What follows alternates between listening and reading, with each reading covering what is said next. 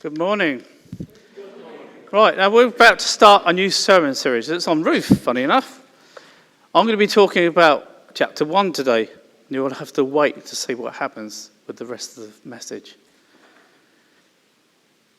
Now, believe it or not, Ruth is one of two books in the Bible that are bearing women's names. The other one is Esther. Many people think the book of Ruth is a love story, and it's only got 4 chapters. And you wouldn't be wrong. Ruth, like many books in the Bible, are full of intrigue, romance, and love. The Bible is full of them. For me, the book of Ruth is another book of redemption. And again, the Bible is full of them. Ruth plays a crucial part in God's redemptive plan, as does Naomi. The book starts in the days that judges ruled. Can you just take it on, please? Because I don't have a clicker. Just take it on one, please. So it's important that the book starts with those words, in the days when the judges ruled. Why is this important? It's important because we need to know the history behind the book of Ruth and the background of the story. After Moses, there was Joshua, and Joshua led the Israelites to the promised land. And Joshua worked with the Israelites, that they trusted God. And they never forgot that God was with them. But when Joshua died, they did. They forgot that even God was even working for them. In fact, they forgot so much that they worshipped other gods and they worshipped other idols. So God would send armies to attack them. And the Israelites, again, would cry out to God again. So God gave them judges to drive out the enemy. But the cycle kept repeating itself. Notably, among the judges were Gideon, Samson, and Deborah. And each succession of judges also got worse. So you can see that the days of the judges were actually very dark days for the Israelites. And the period was categorized by the phrase, everyone did what was right in their own eyes. And you can read this in Judges 17:6, 18:1, 19:1, and 21:25. The book of Ruth is set towards the end of the time of the judges. We read in this book, in the first chapter, that there was famine in Bethlehem, which actually was not a good thing. One, because Bethlehem actually means house of bread. And also, God would said that as long as the Israelites worshipped him, they would never be without food. So you can see that even God was not happy with them. A man called Elimelech and his wife Naomi and their 2 sons journeyed to Moab. And you can see on the passage there that Moab was not just up the road. You can see that they have to travel up around and back down on themselves. So it was no mean journey. It would have taken weeks. Secondly, this was definitely a departure from the promised land of Israel and a return to the wilderness from where God had delivered Israel 100 years beforehand. These were steps in the wrong direction. For those who remember Abraham's brother, Lot, from Sodom and Gomorrah, do you remember that, or that story? When Lot has 2 surviving daughters and they fled the stricken city. Lot's daughters had no one to marry. So what they done, they got their father drunk and they both became pregnant with Lot's children. The older daughter gave birth to a son, and she named him Moab.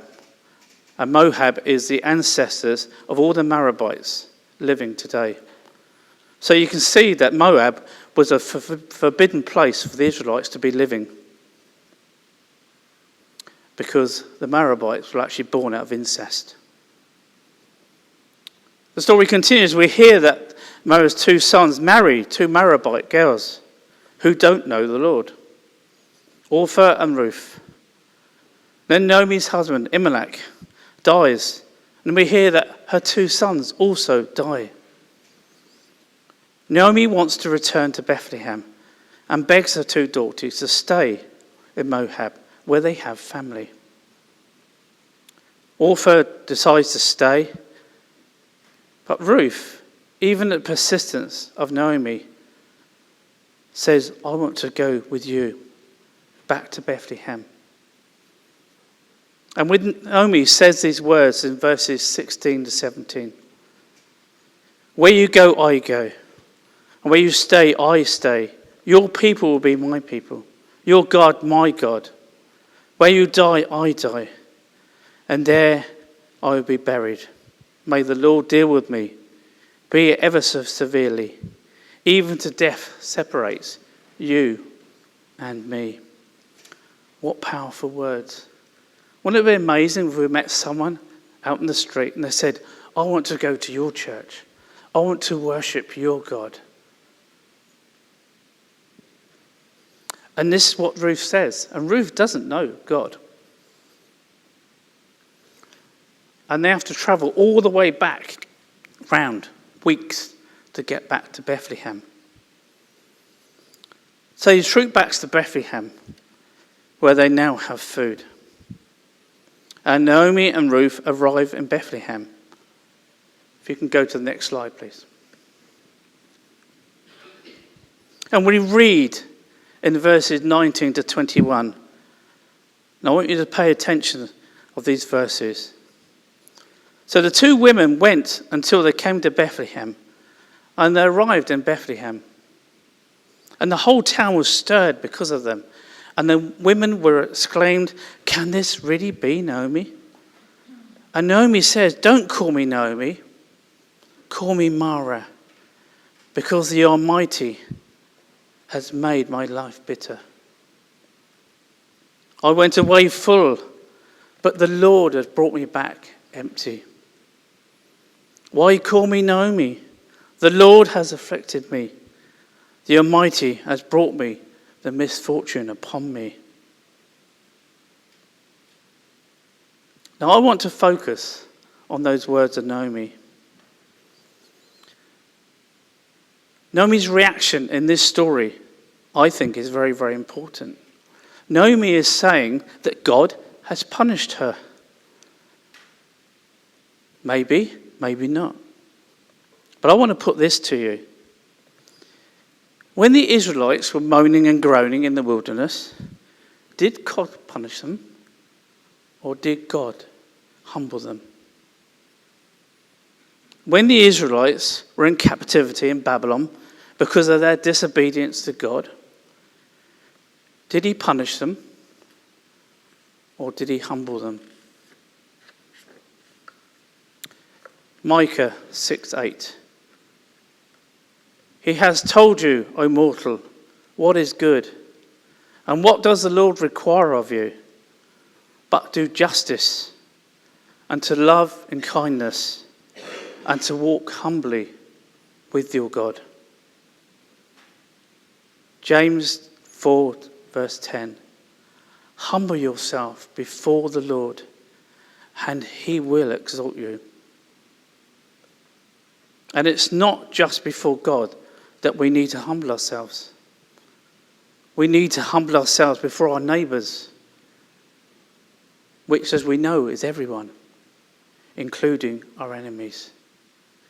Imagine humbling ourselves before our enemies. That's what we're called to do. There are many people in the Bible that I believe have been humbled before God powerfully uses them. Let's have a look at a few of them. Adam and Eve, we know they went against God's wishes. So he took them out of Eden. I don't believe as a punishment, but to humble them. The story of Joseph, we all know the story of Joseph. He'd done great things. He freed his own people from starvation. But before all that had to happen, he was humbled by God because of his arrogance and his thoughts. in that pit, in that prison, he was being humbled by God before he was powerfully used. Samson. We don't talk about Samson a lot. He was a bit of a rogue, but his long hair gave him great power. But he didn't use it correctly. So God humbled him in that jail before his hair grew. He took vengeance on the Philistines. And Jonah. We all know that amazing story of Jonah. Jonah had to be humbled before God could use him. And then Saul. We don't see him at first as an amazing man because he was killing the Christians. But Saul, because God humbled him, became poor. And he wrote many, many stories and became a great man of God. I think Naomi, like many, is being humbled. The many in this Bible are being humbled so God can use them. Many have the view that God punishes us or corrects us when we go astray. Some take the view that God is testing us. I see it as God humbling us. Humility is one of the most important qualities that Christians can aspire to and pray for. I believe the humbler we are, the closer and more connected we become before God. The definition of being humble. Being not proud or arrogant. Being modest. Having a feeling of being insignificant, inferior, subservience. Low in rank. Low in importance, low in status, quality, lowly, courteously respectful. As I said, this story is a story of redemption, as are many of the stories in this book. But we are also stories of redemption. God will use us. He will take us to that place with his help to redeem those that belong to him. So just one thought before I go. If you think your time is tough, you'll think you're going through a really tough time, maybe God is humbling you for something amazing.